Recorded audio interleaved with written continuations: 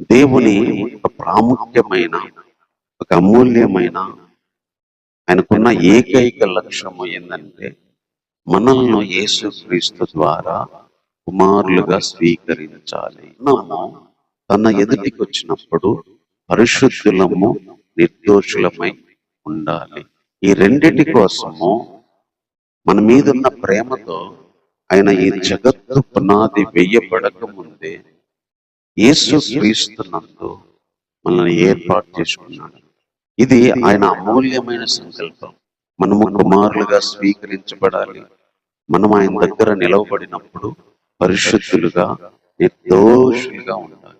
ఈ ఆలోచన దేవుడు నిన్నమన్న చేసింది కాదు. ఈ భూమికి పునాదులు వేయకముందే దేవుడు అనుకున్న ఆలోచన.